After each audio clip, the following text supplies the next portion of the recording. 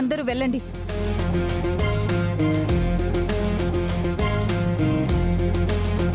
Thanks officer. My pleasure ma'am.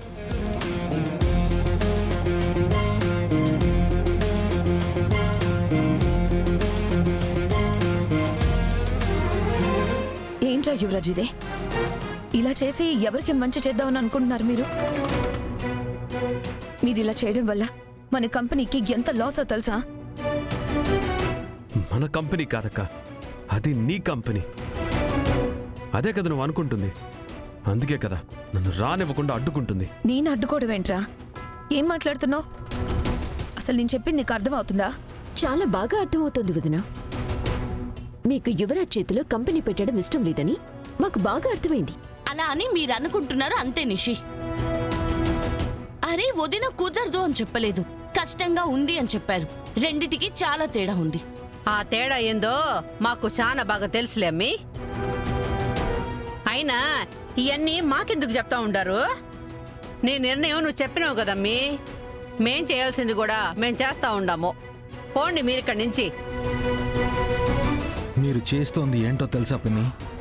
శత్రువుని నమ్మడం, మనల్ని ఓడించడానికి శత్రువుకి ఆయుధాన్నివ్వడం.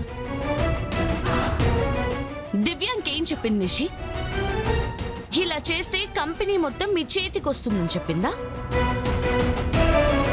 అసలు ఆ కంపెనీ పేరు పోయి పరువు పోయాక, పార్ట్నర్స్ కి నష్టం వచ్చాక, బిజినెస్ అంతా నష్టపోయాక కంపెనీ ఎవరి పేరు మీద ఉంటే ఏంటి నిషి?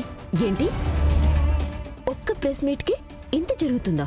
మీరిచ్చేది ఒక్క ప్రెస్ మీట్ నిష్క. దాన్ని అడ్డు పెట్టుకుని ఈ దివ్యాంక ఎన్ని ఆటలు ఆడాలో అన్ని ఆటలు ఆడుతుంది.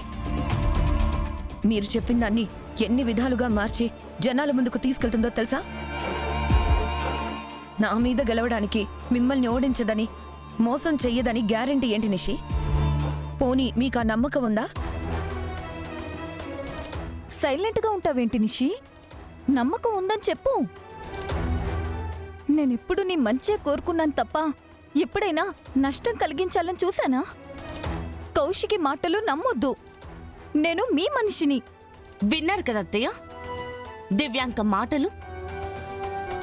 దివ్యాంక తన కోపాన్ని పగని వదిలి మీ మంచి మాత్రమే కోరుకుంటుందని అసలు మీరెలా అనుకుంటున్నారు? ఏందమ్మీ మాకి రచ్చ? అడిగిందే ఇయ్యరు. ఇట్టా బయటకొచ్చి మాకు నచ్చింది చెయ్యనియ్యరు. ఎవరిని నమ్మాలో ఎవరిని నమ్మకూడదో మీరే చెప్తే ఎట్టాగా? చూడక్క, మాకు మీ పరువు తీయాలనో మిమ్మల్ని ఇలా నలుగురిలోకి తీసుకురావాలనో మా ఉద్దేశం కాదు. మేమడిగింది మీరివ్వలేదు కాబట్టి ఇలా రోడ్డు ఎక్కాల్సి వచ్చింది. దివ్యంగా హెల్ప్ తీసుకోవాల్సి వచ్చింది. మరి మీరడిగింది నేనిస్తాను ఉంటే? వదినా పర్లేదు జగదాత్రి, చెప్పు నిషి. యువరాజ్ని ఆఫీస్కి తీసుకెళ్తాను అని చెప్తే ఇప్పుడు మీతో పాటు వచ్చేస్తాం వదినా. ఏం చేస్తున్నావు నిష్క? నేను చెప్పి నువ్వు ఎప్పుడు ఏదోటి చెప్తానే ఉంటావులే అమ్మీ. నువ్వు ఊరుకో. ఆ కౌశికిని ఒప్పుకున్నాక ఇంకేంది? అమ్మీ, నువ్వు మాటిస్తే ఇప్పుడే నీతో పాటు ఇంటికొచ్చేస్తాము. మళ్ళీ ఎప్పుడు ఇలా చేయం వదినా. సరే, రేపు ఆఫీస్కి వెళ్ళి అందరితో మాట్లాడతాను. యువరాజ్ని ఎలాగోలాగా టెంపరీ టీమ్ లీడ్గా అయినా చేస్తాను. మెల్లగా వాడికి పని చూపించి బాబాయ్ చైర్లో కూర్చోబెడతాను. ఎస్, ఇదిగో ఈ మాట అన్నావు బాగుండదమ్మీ. సరే సరే పదండి, ఎండ ఎక్కువగా ఉండదు. పదరాబ్బడా పదమ్మీ. ఆంటీ ఆంటీ ఆగండి. జరుగా యువరాజ్, నిష్క. సారీ దివ్యాంక, మా ప్రాబ్లం సాల్వ్ అయిపోయింది. మేము వెళ్ళిపోతున్నాం. ఏమీ అనుకోకు. థ్యాంక్స్ అడగగానే వచ్చినందుకు. నిష్క,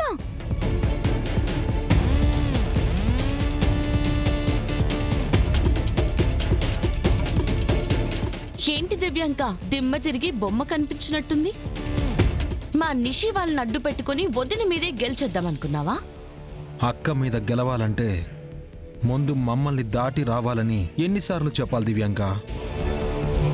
ఇప్పటికైనా గుర్తుపెట్టుకో, రక్త సంబంధానికి మించి ఇంకేం లేదు. దాన్ని ఎప్పటికీ నువ్వు మోసం చేయలేవు. ఇప్పటికైనా బుద్ధి తెచ్చుకొని మాకు కొంచెం దూరంగా ఉండు. పద కేదార్.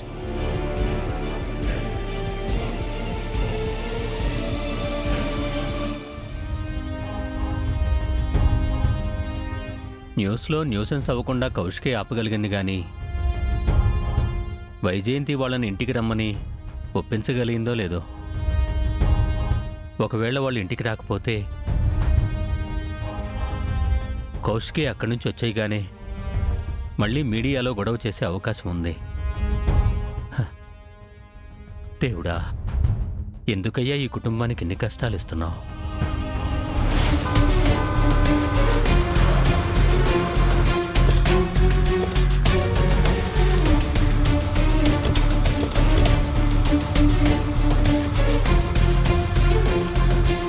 యువరాజ్ రండి.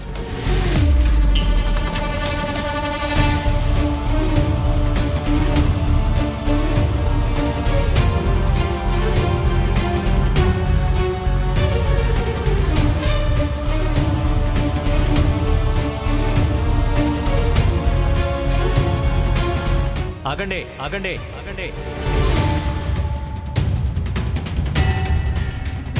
ఉంటున్న ఇంటికి నిప్పు పెట్టేవాణ్ణి ఏమంటారో తెలుసారా? తెలీదా? పోనీ కూర్చున్న కొమ్మని నరుక్కునేవాణ్ణి ఏమంటారో తెలుసా? మూర్ఖుడంటారు.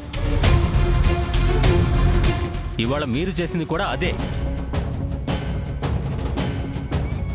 కోపంలో ఇలా అర్థం లేని పనులు, ఆవేశంలో ఆలోచన లేని పనులు చేస్తావనే నిన్ను నా స్థానంలో కూర్చోబెట్టడానికి వెనకాడింది.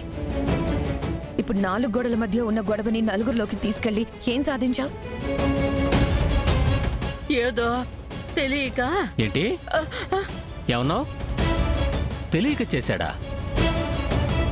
అయితే వాడు మూర్ఖుడు కూడా కాదన్నమాట, బుర్ర లేనివాడు. ఒక పని చేసే ముందు మంచి చెడుల గురించి ఆలోచించే తెలివి లేనివాడు. మన పని జరిగిపోయిండదే, నువ్వు గమ్మునున్నప్పుడా. తెలియక చేసిన తప్పు లేదా పరిణామాలు తెలియకుండా చేసిన తప్పు కాదు మావయ్య గారు. కావాలని సాధించుకోవాలని చేసిన పొరపాటు. ఎందుకు చేసినా తప్పు జరిగింది నాన్న. దానికి వాళ్ళని క్షమించండి. యువరాజ్, నాన్నకి సారీ చెప్పు. చూసావరా, తప్పు చేస్తే ఇలా నలుగురిలో తలదించుకోవాల్సి వస్తుంది. ఇలా సంబంధం లేని వాళ్ళతో కూడా మంచి చెప్పించుకోవాల్సి వస్తుంది. మావయ్య గారు, ఏంటమ్మా ఏంటి? నేను అన్న దాంట్లో తప్పేమైనా ఉందా, లేక సరిదిద్దుకోవాల్సిందేమైనా ఉందా?